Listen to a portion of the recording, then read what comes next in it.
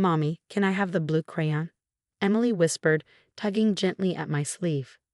I smiled, reaching into my purse for our restaurant activity kit, a special collection of quiet toys and coloring supplies I always carried to keep my kids entertained during family dinners.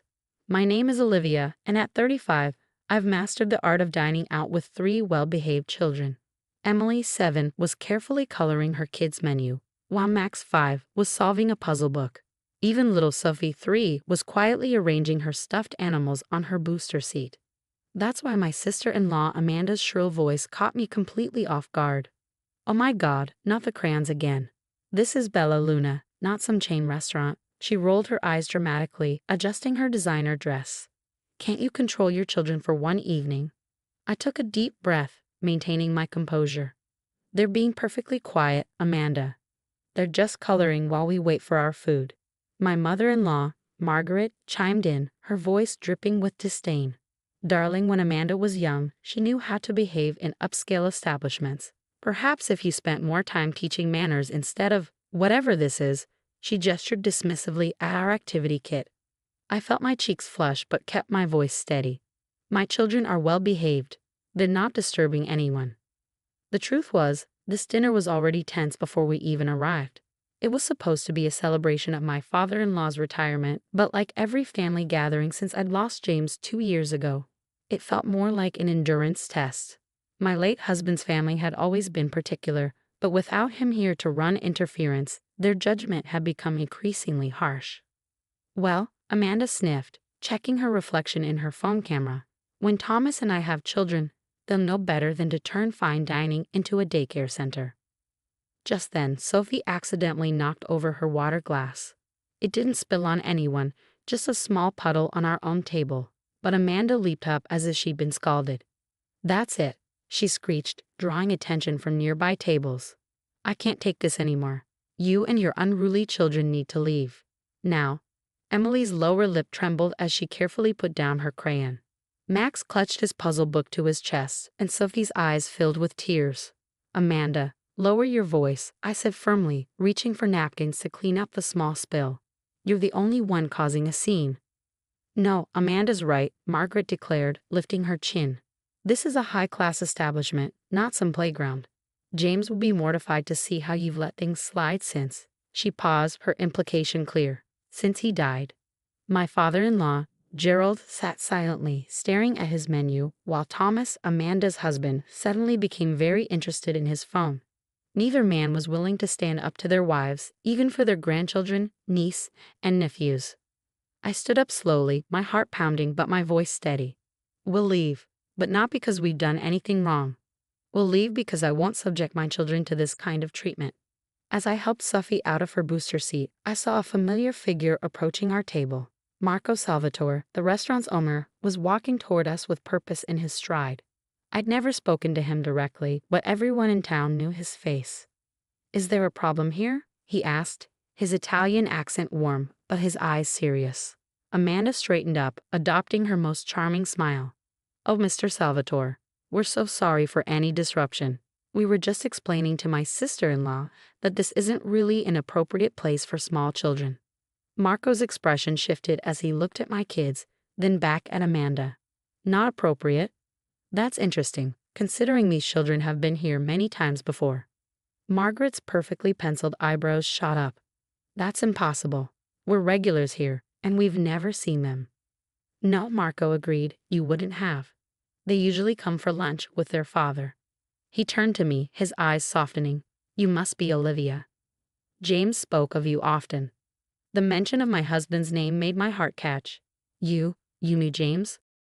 Marco nodded, pulling up a chair to join our table uninvited. "Knew him? Signora, your husband saved this restaurant 10 years ago, when the bank was ready to foreclose. James structured a deal that kept us afloat. He believed in our vision when no one else would. He never wanted recognition, said the food was all that mattered. He smiled at my children. He used to bring Emily here when she was just a baby, said the smell of our bread reminded him of his grandmother's kitchen. I felt tears pricking at my eyes. James had never mentioned this. It wasn't his way to brag about helping others, but it was exactly the kind of thing he would do. Marco continued, his voice carrying clearly to nearby tables.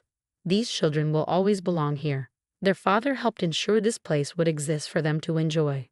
He turned to Amanda and Margaret, his expression cooling significantly. Perhaps it is those who judge children for their natural joy who do not understand the true spirit of Italian dining.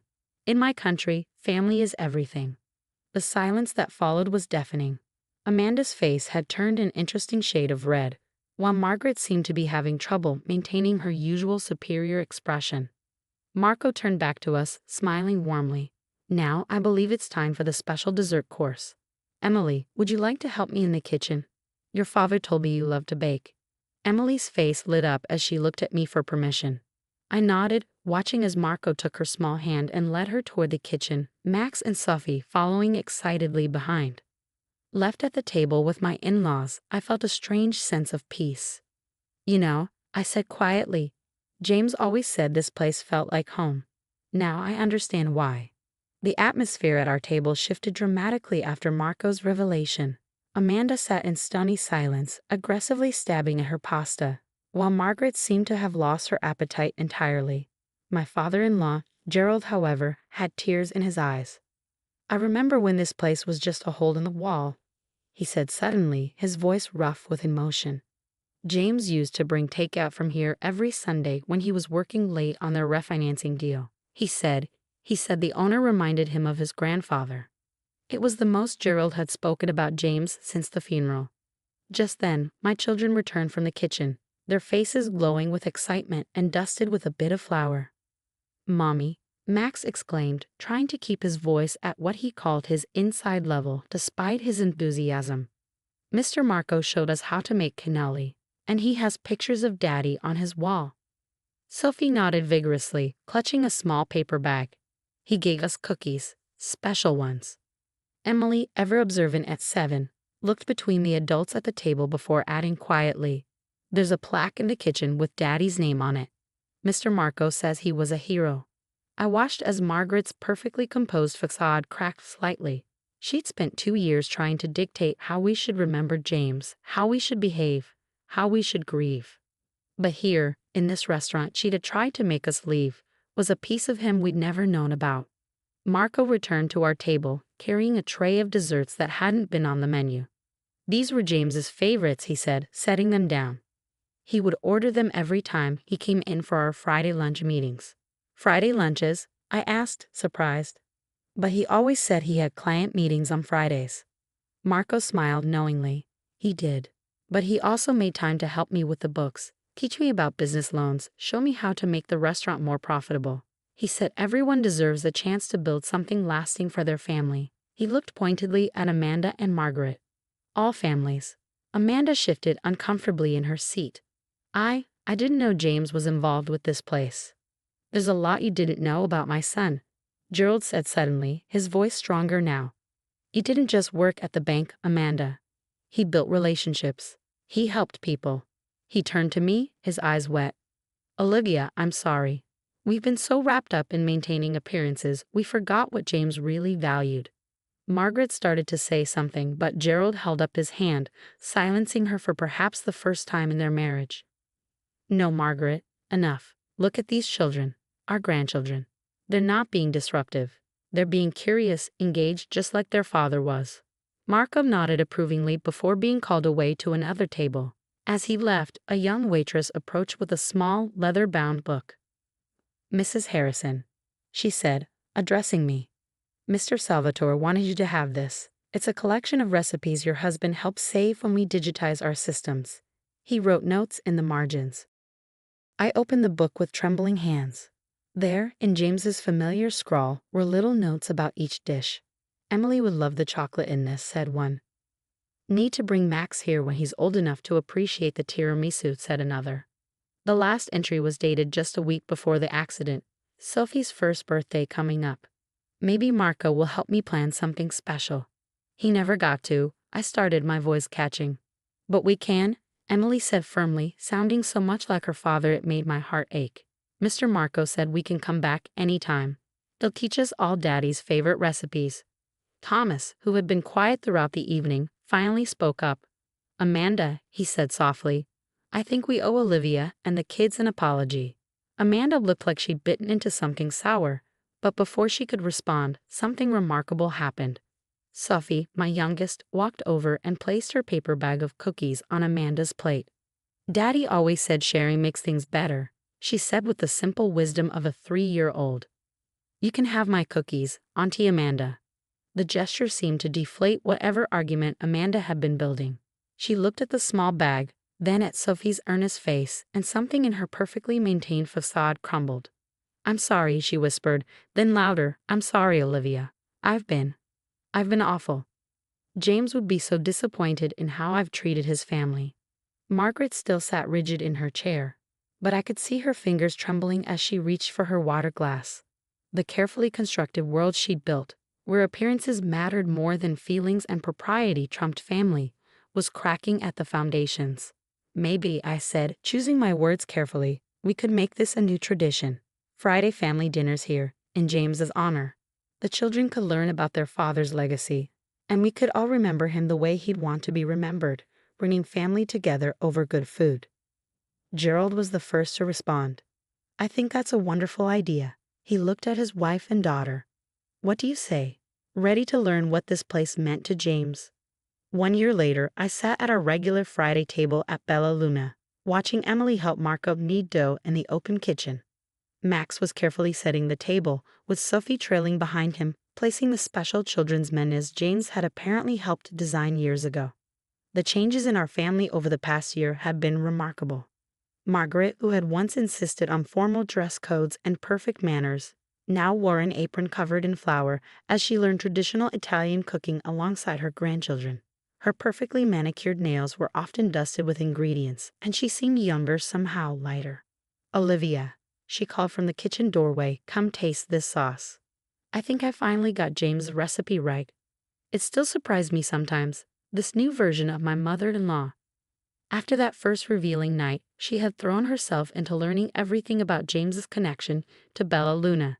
Each discovered detail seemed to crack her rigid exterior a little more, until the real person underneath began to emerge.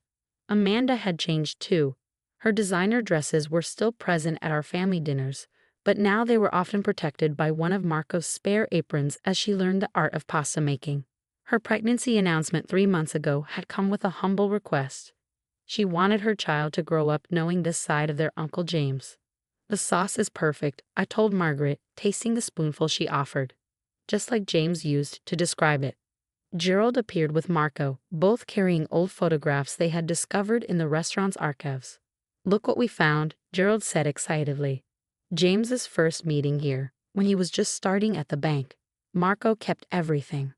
The photo showed a younger James, his tie loosened, sitting at what was now our regular table with a much younger Marco. They were both laughing at something, plates of food scattered between stacks of papers. He saw something special here, Marco said.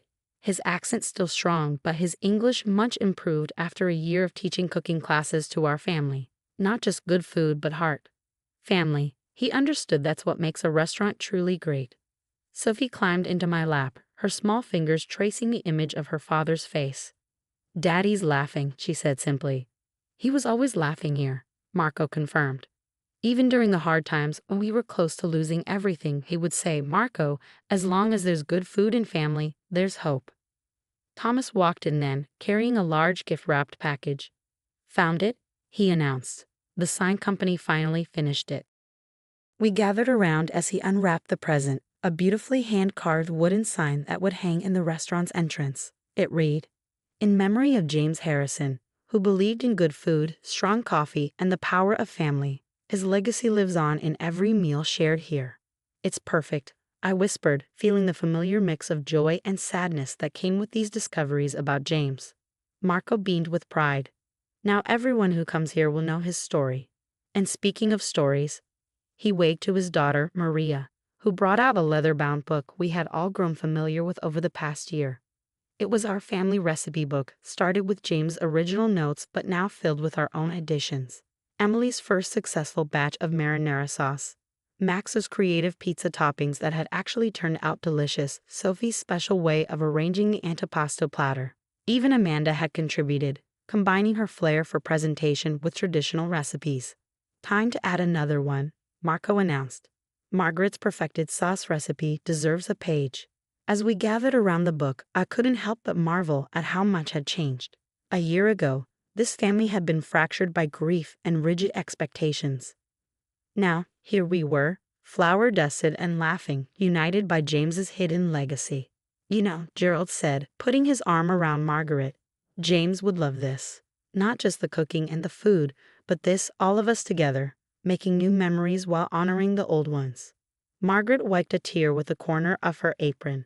He always knew better than us, didn't he? About what really matters. I looked around at our transformed family, Emily proudly showing Marco her perfected dough kneading technique, Max and Sophie decorating cookies with Amanda, Thomas photographing every moment. The formal dinners and stiff conversations had been replaced by something real, something warm. To James, Marco said, raising a glass of wine, who gave us more than just financial advice. He gave us the recipe for bringing family together. We all raised our glasses, even the children with their special juice cups, and I felt James's presence stronger than ever. Not in the formal family portraits Margaret used to insist on, or in the rigid rules of behavior Amanda used to enforce, but in the laughter, the messy aprons, the imperfect but love-filled attempts at recreating his favorite dishes. This was his true legacy, not just saving a restaurant, but creating a place where his children would always belong, where his family would learn to break bread and barriers together, where love mattered more than appearances. And as I watched Sophie attempt to teach Margaret the proper way to twirl spaghetti, like Daddy showed me in heaven, Nana, I knew that sometimes the most precious gifts are discovered in the most unexpected moments, even when they start with someone trying to throw you out of a restaurant.